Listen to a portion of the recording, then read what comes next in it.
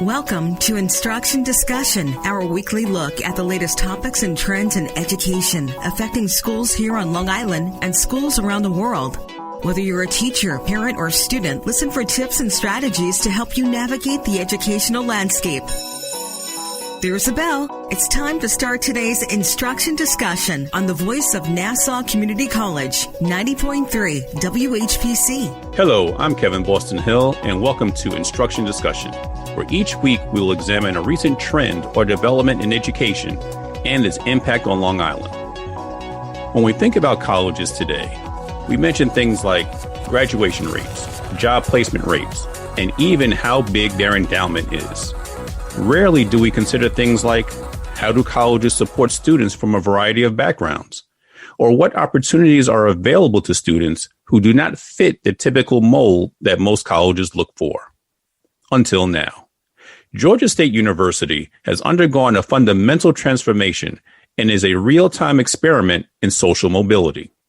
The university has learned to perform consistently and at scale, serving students who may have once been unable to fulfill their potential, unable to break the cycle of generational poverty, unable to defy the gaping inequalities of modern American society. In the new book, Won't Lose This Dream, veteran journalist and author Andrew Gumbel tells the story of how the architects of Georgia State's success harnessed the power of emerging data technologies to pioneer groundbreaking new approaches to everything from admissions to academic advising to providing a financial safety net for high-achieving students at risk of dropping out for lack of a few $100s. We welcome to our classroom Mr. Andrew Gumbel. Welcome to Instruction Discussion on 90.3 WHPC. Thank you so much. I was very impressed by the story that was being told through the book on Georgia State University and all of the impact, the potential impact it can have around the country as well. Before we actually get into the book somewhat, tell us a little bit more about who you are as far as an author and other things that you've done. I have written about a great deal of different things. I was a foreign correspondent for the first 20 years or so of my career, and which is a very fancy word for saying I specialize in nothing at all except going to unfamiliar places and then writing about them as best as I can. Since I've lived in the States, which has been for the last 22 years, I've written a lot about politics. I've written a lot about criminal justice. I wrote a book about the Oklahoma City bombing, which involved a great deal of digging to find out what the story was that we were not told at the time and might be instructive to learn about now. I wrote a book about the history of elections in this country, all the problems that have risen with that, how the United States is unique in being unable to have consistently fair and transparent elections. And we're dealing with that now in the run-up to November, of course. And this book came along and seemed to be a little bit out of what I normally do. I haven't written much about education. I've taught, and I'm passionate about teaching. And that was, the thinking of the publisher was they wanted somebody who would look at this with outside perspective, who could really tell the story and not weigh it down with a lot of charts and data and acronyms and all those things that education writing has an unfortunate habit of doing too much of. And when I got to Atlanta, I'd been fascinated by Georgia anyway because of my interest in elections and politics, and it's been a place where a lot of the big debates and battles have taken place in the last few years. I've always been fascinated by the history of the civil rights movement, which of course had its birthplace there.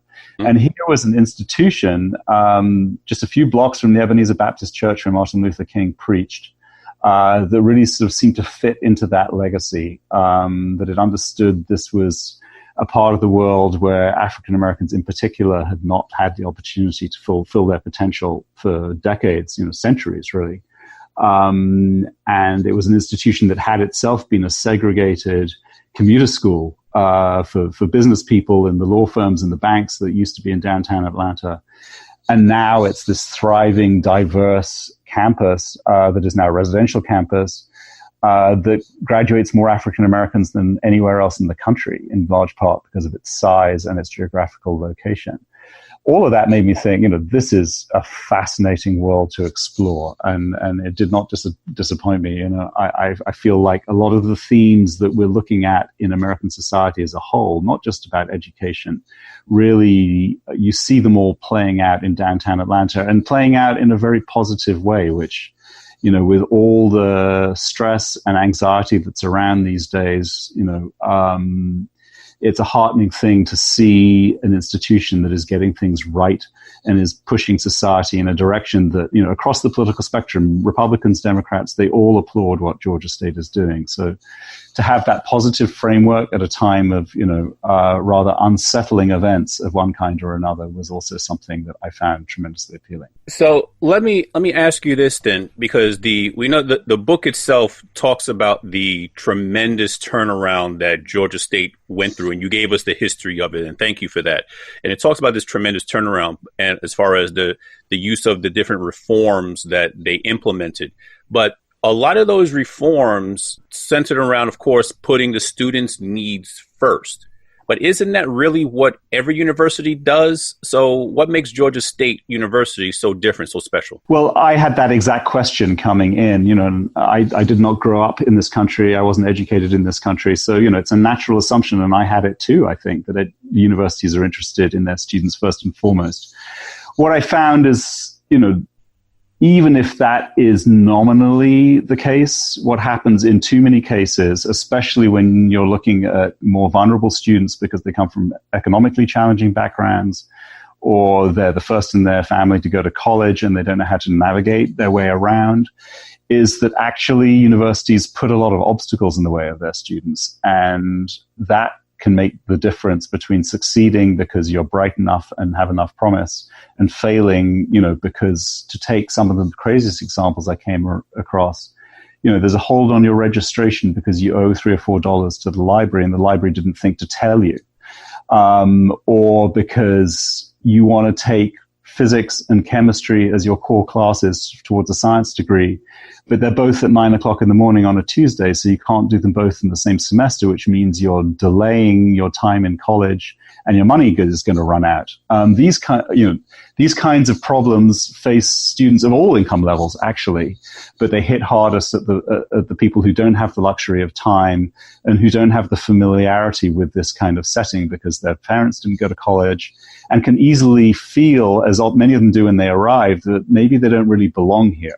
So there's both, a procedural problem and a psychological problem of making students who are admitted to universities because of the things that they succeeded in doing in high school, not feeling that they belong at an institution that should actually be making them feel from day one that they absolutely belong. I noticed also in the book, it talks about how at one point, Georgia State's Student Advisory Council kind of succumbed to the same plight that most schools succumb to, and that is they provide resources and support to either the top performing students or the students who struggle the most, while effectively ignoring those in the middle. Those are usually the ones in the middle are usually the ones that make up the vast majority of dropouts from college.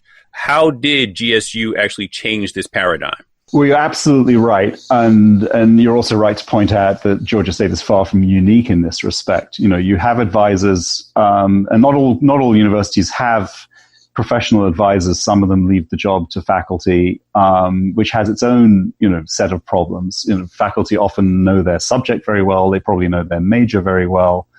But if students are not in the right place, or they need advice on, shifting the focus of what they're doing, then faculty are not going to be as adept as professional advisors. And, a number of campuses came to the conclusion, starting in the 90s, really, that professional advising can do things that the faculty can't, and can supplement the excellent advice the faculty can give in their area of expertise in a very satisfying way if it's done right.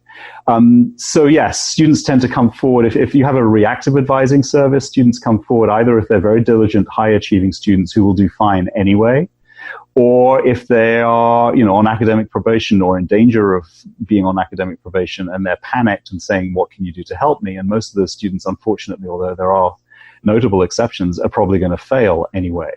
And this big chunk in the middle, they're not only the ones most likely to drop out, but they're also the bedrock of the university. They're the ones who pay the fees. They're the ones who keep the lights on. So if you're not paying attention to them, you're not paying attention to your core, constituency as educators. And the way Georgia State decided to get to grips with this is they knew they needed to centralize advising. They needed to up the number of advisors so that they had a ratio that was manageable, so they had the capacity to talk to all the students they needed to. And then, by happy accident, there was a private company, the Education Advisory Board, now known just as EAB, that was interested in developing a software program that could consolidate data from student grades, class schedules, you name it, and put it all in one place on a single dashboard that advisors could use. Georgia State heard about this. They'd been looking for a while for a vendor that could do something like this, hadn't found one. They got into business together, and they really built this dashboard together. And it started out in ways that, from a 2020 perspective, look a little rudimentary, where they just literally just built the building blocks of a student's academic career into one place, but you had to switch screens and everything was, a little bit here, a little bit there. By now, what they have is a system that is absolutely seamless, that integrates, decades worth of data. So advisors and the students they advise know from day one, you're taking this course, this is your major, here are the places where we think you are vulnerable based on your high school transcript, based on your background, based on, a variety of factors that they plug into the system. And then after the first 6 weeks with the first midterms, certain students may suddenly discover they've got a C in a core requirement for their proposed major. The advisor will bring them in, will ask what's going on, because if there isn't an easy explanation of why you didn't do well in this test, maybe we should look at what the predictive data says, based on past performance, students who got a C in this and wanted to go on to degree in this other thing, graduated at a 15% clip. However, if we look at your other results from your tests, you're good at this, you're good at that. Maybe if we shift focus, from chemistry to health science or health informatics or something like that, your chances of graduating suddenly go up to 70 or 80%. You choose what you want to do. So advisors and students have access to an array of information that no human being on their own is going to be able to access, and can make informed decisions quickly. And, for students going down the wrong path, can correct course fast. You minimize the number of times students change majors, and you speed up the process by which they realize they're in the wrong major and get into the right one. All of this has been absolutely crucial for the middle students, which at Georgia State and elsewhere are known as the murky middle, because it was very murky. Nobody knew anything about them. Mm-hmm. Now that information is there, and once you start learning more about the students and how they perform, that can inform all kinds of important decisions around campus, not only to do with student performance, but issues like, in the business school, should we teach macroeconomics before microeconomics, or should we do it the other way around? Which way has a better impact on student success? And the data machine can tell you that. Or with the pre-nursing program, nursing at Georgia State, like at many universities, is very competitive. Most students who want to be nurses don't get into the full program. So then you ask, well, what can we put in the first year so that those students who do not end up becoming nursing majors can use the credits for other majors, and they don't waste their time and have to start with new credits and new courses? And, you might think that physiology is a highly predictive course to take to find out if people are going to be good nurses or not. Turns out, not that predictive. Mm-hmm. Chemistry, on the other hand, super predictive. So if people are doing well in chemistry early on, it tells you that's a promising person for nursing. Obviously, there are other factors. But it also tells you, okay, if you got a C in chemistry or a B+, you're probably not going to make this program. Let's already start now in your first semester, not wait till the end of the first year. Let's start thinking about alternatives if the nursing thing doesn't work out. So students can be much better prepared. People can see more clearly where things are going. And the more time goes on and the more data gets accumulated, the more sophisticated that process becomes. It sounds to me like it's basically you're going by the analytics of a thing. And to use a sports term, and I think you actually titled one of your chapters using the sports term Moneyball.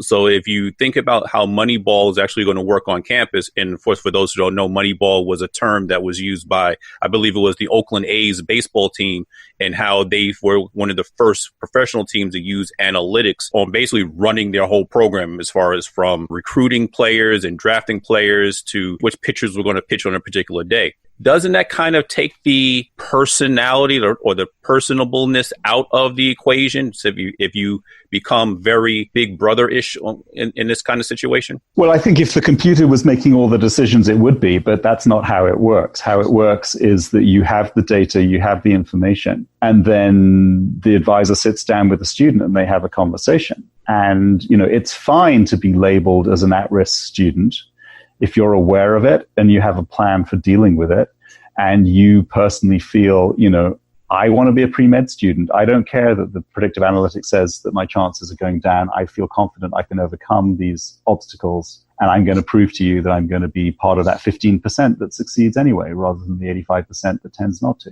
And the student makes the decision is the other key part. The advisor will say, here's what the data shows, but, life is complicated. So talk to me about what's going on. Talk to me about why you think it's taking you time to get up to speed in this subject. And it's driven ultimately by the student's own decision making, but they can make much better, more informed decisions. And, I talk to many students who, might do a semester where I talked to one student who thought she should be a chemistry major. She started her chemistry courses. She was doing okay in it, but she hated it.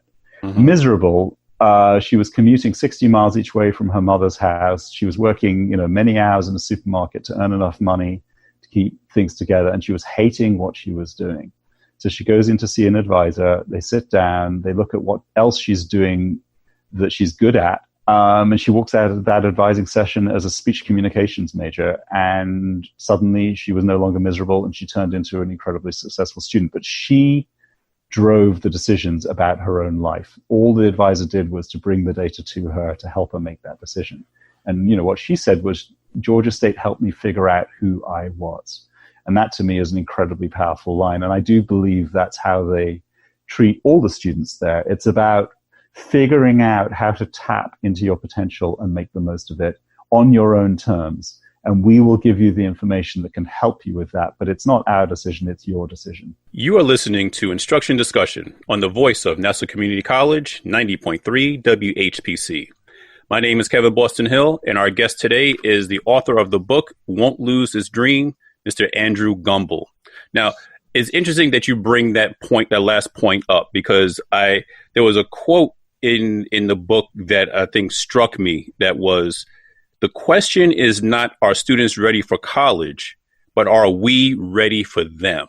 And do you think that schools really understand the gravity of that question and what it really means to be ready to serve your students? Well, the interesting thing is that over the last 10 years or so, student success and the kinds of things that Georgia State is doing, and, let's be clear, there are other universities that are doing similar things and doing similar things very well. I don't want to make the claim that Georgia State is unique. They are the pioneer of a number of specific ideas, but there are others doing excellent work, and I want to underline that.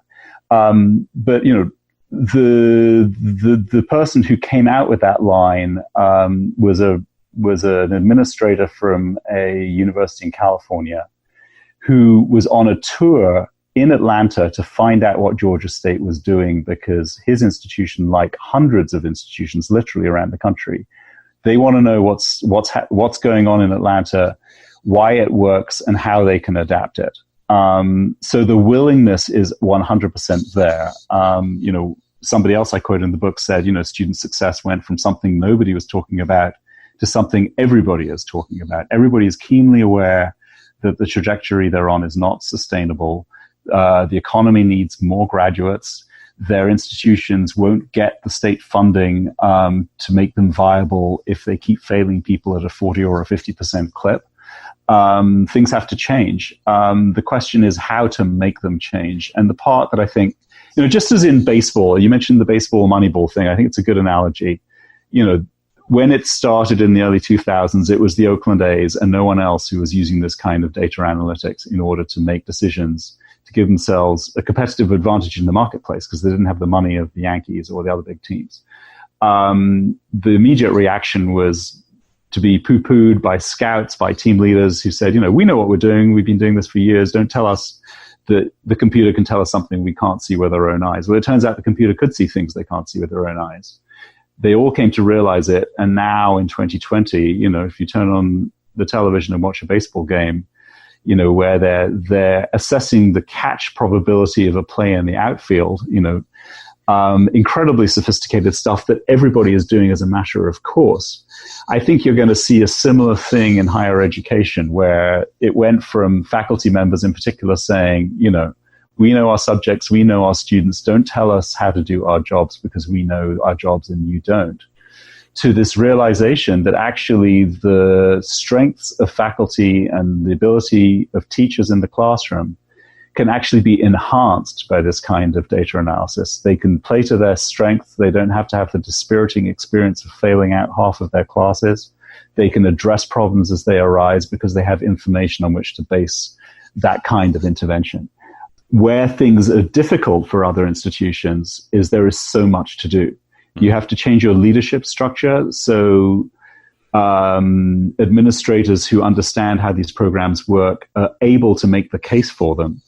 You have to gather data, whether it's in pilot projects or, from other places to show interest groups on campus, faculty leaders, union leaders, you name it, that if you're going to make this radical change, that you have the evidence to show it's going to work. Just to give you an interesting counterexample, I live in California.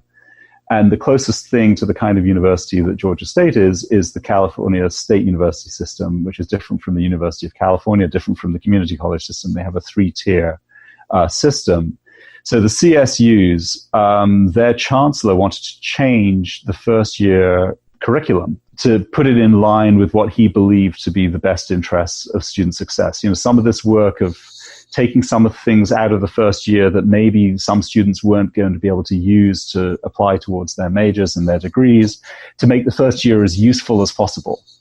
And this coincided, unfortunately, with a decision that had just been made to introduce ethnic studies in the first year as a mandatory feature because various people have been calling for it. So the campus had just gone through the upheaval, hiring ethnic studies professors, putting those courses on the curriculum. Suddenly the chancellor comes along and says, actually, no, scrap that. We're going to do this other thing, which is all about student success. And the unions and the faculty people quite reasonably said, okay, if you're going to make us go through all these hoops and change direction, give us the evidence of why this is going to work. And unfortunately, the CSUs did not have the evidence. And there were petitions, there were strikes. It caused a huge fight. And did not lead to the outcome that people who are advocating for student success might have wanted. So in other words, you need a lot of work, you need to lay a lot of groundwork, you need to develop pilots, you need to show data piece by piece and win over campus groups, one by one. That's especially true of things that affect curriculum, that affect classroom scheduling and everything else. On the bright side, there are things in the student success realm you can do that are independent of faculty and what goes on in the classroom. Things to do with supplying grants to students who may be a few $100s short of being able to make their tuition payment on time. For example, it's very hard to be against that. Georgia State also introduced an artificial intelligence chatbot to handle a lot of the traffic about financial aid forms, other bureaucratic things that often trip students up. Suddenly now, instead of asking a question by email and waiting till the next morning to get an answer, or a few days, or having to stand in line in an office to get an answer, students can now just ask the chatbot and they get an answer which is accurate and actionable within seconds. That has transformed things. Who can be against that? Right. So you can do a lot of the pieces easily. The hard part, you need to figure out how to have a strategy, and there's really no substitute for hard work. And one of my hopes for the book is by telling the story in detail of how Georgia State managed it against tremendous odds. They had huge internal opposition. They had to deal with a hostile legislature. They had to deal with a skeptical board of regents. They had to deal with the fact that they were doing things no one had ever done before and people thought they were crazy. You name it, the challenges were enormous. So if people can see how they figured it out and went about this very strategically, very cannily, another of my chapters is called multidimensional chess, which is essentially what they had to do. And then if other institutions can see how difficult that is, but also take heart in the fact that Georgia State now has the data and has the proof of concept, so they don't have to, they don't have to do everything from scratch, but they do have to lay the groundwork in their own institutions to bring everybody along. And it's not easy, which is why it's taking time for other institutions to come along. But some institutions are, and you're seeing dramatically improved results in all kinds of places. Cal State Long Beach, not far from where I live, is a good example. There are, in the book I talk about various colleges in Tennessee, in Florida, that have had remarkable success by doing some of the same things that Georgia State has done. The University of Houston system, seeing tremendous results. So these things are starting to happen. Well, and like you said, it took a lot of work, a lot of doing. And I noticed the title of that chapter, Multidimensional Chess. I see there was a little Star Trek reference there as well. I understand one of the architects, and this will probably explain why it was able to get done, but one of the architects has some roots here on Long Island as well, that Long Island Strong, that we like to call it. So tell us a little bit about him. That's correct. So Tim Rennick is his name. And, I think anybody reading the book, I hope, will come away with the firm conviction that he is a remarkable, remarkable man who, works incredibly hard. He was a religious studies professor at the beginning of his academic career and had to fight for his life at Georgia State because he was part of the philosophy department, and half of the philosophy department thought the religious studies had no place in the public university. And he used data to show that what he was doing was effective. It was good for the university. It was good for the students. He was not teaching Sunday school. All these things that were thrown in his face, he used data to fight his corner and won. And when he became an administrator, he did the same thing. So his background is very interesting. He, like many, many people involved in the student success revolution at Georgia State, is a first-generation college student. He grew up in Kings Point. His father worked at the Merchant Marine Academy.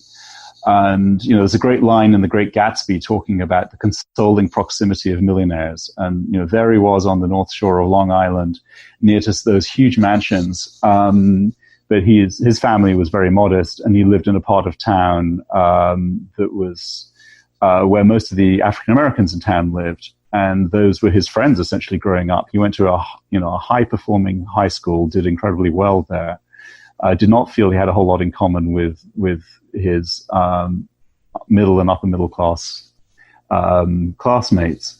Ended up going to Dartmouth, where again he felt a sense of alienation socially. He ended up working in and organizing the workers in the cafeteria, which sort of gave an early indication of his organizational skills. He then thought he wanted to be a political scientist, and he was driven really by a sort of sense of moral mission, which I think came a little bit from his upbringing, came also from his experience of seeing the children of wealth and privilege and feeling like there was something in life that could be more meaningful than helping them, because really they'd be fine no matter what. He ends up at Georgia State, is an incredibly talented classroom teacher, figures out how to teach Thomas Aquinas and St. Augustine to kids from the lowest echelons of Georgia society who had no experience of this kind of thinking or writing, and getting them super excited about it. And so he knew before he went into administration that there is no reason why students, regardless of background, can't manage to do incredibly well academically, to be profound thinkers, to be great students, to thrive. And that really drove him. And when he started having the arguments with other, at the time, more powerful deans, more powerful administrators who said, we need to focus on quality, we need higher SAT scores for admissions, we need to educate fewer of these lower income students because they're a liability. He had the personal experience as well as the savvy and the data as it emerged to fight back and win the argument. Andrew Gumbel, thank you for joining us on our show today. I appreciate you giving me the time as well. It's been a pleasure for me. My name is Kevin Boston Hill, and thank you all for listening to Instruction Discussion right here on the voice of Nassau Community College, 90.3 WHPC.